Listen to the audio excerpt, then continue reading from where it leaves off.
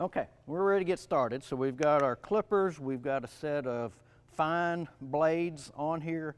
We've oiled our clippers on the teeth and on the oil hole, and we're ready to get started. And so when I like to get started, we're on the non-show side of this lamb. And so the place that I like to start is on the belly on the non-show side. That way, if I leave any marks, if I want to change combs and cutters, if for some reason they don't cut, it doesn't detract from the animal, and I can change and nobody knows it, okay?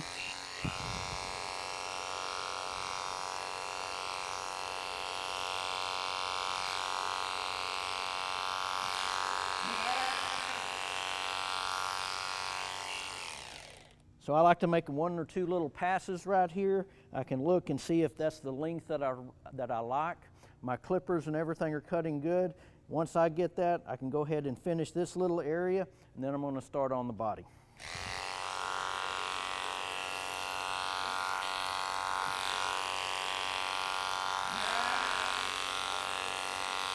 All right, so now we've got our clippers. We sheared a little patch on the non-show side. We like the length, everything's working well. And so then, while the clippers are working, that's when I want to start here on the back and go around on the show side.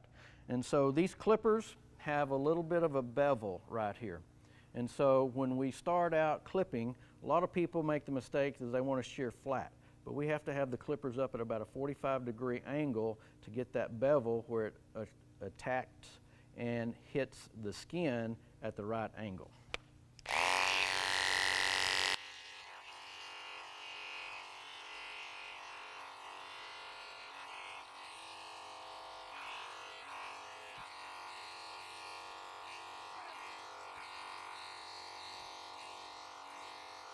Notice as I'm going here, I want to make long, smooth passes. I'm using my left hand to keep the hide pulled tight, and that's important to get a very smooth cut. And so we're going to continue going around making long passes.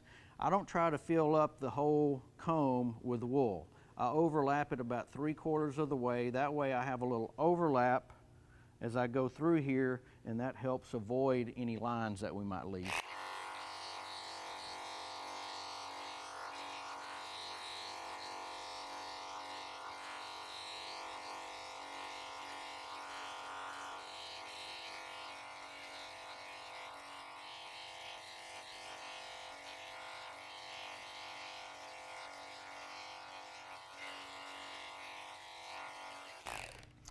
Now when we get here to the back legs, I like to stop and leave a little bit of wool, because when we come in here and do these boots, we're going to blend those in. So right at the point of the hock is where I'm going to start.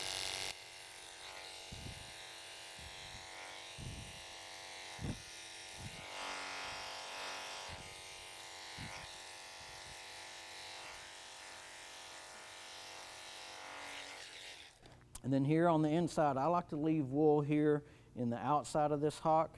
On the inside, we want to take it off as close as we can get it. That gives the illusion of that lamb being wider in his stance.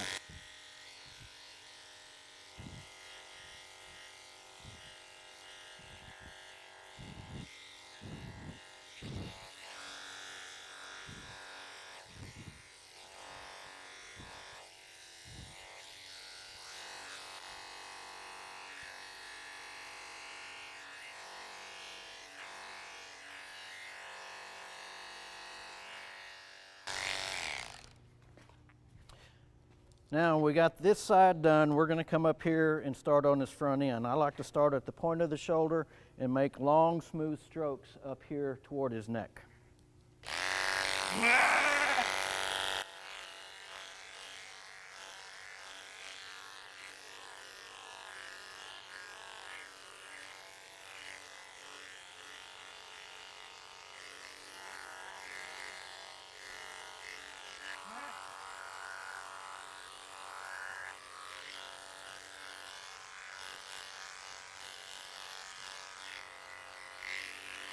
When we get into this elbow area, this is often hard to get, and you just kind of got to keep working the skin over and pulling it.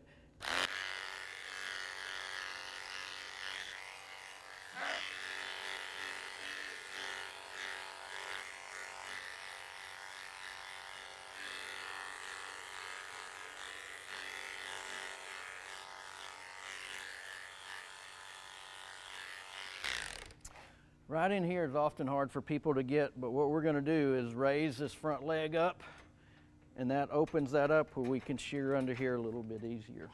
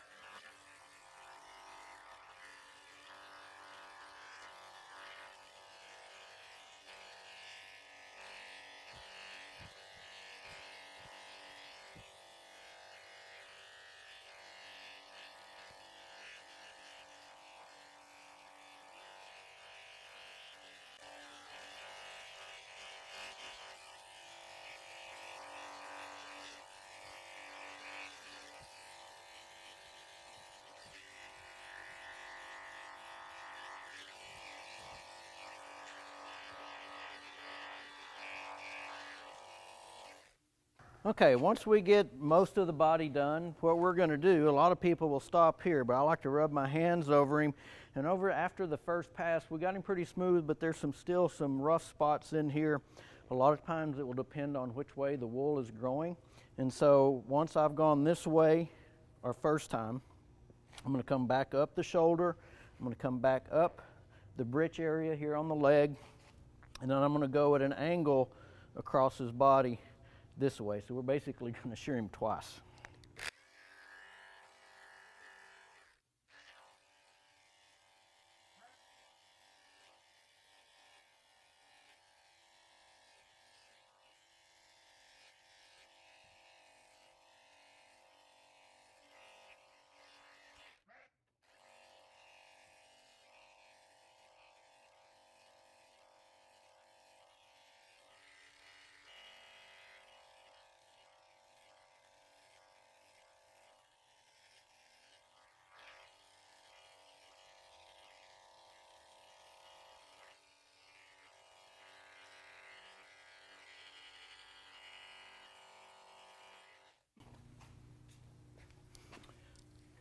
So now when I rub my hand back over it, I can get where I can feel a lot smoother and I don't feel all these little ridges that you can see running through here.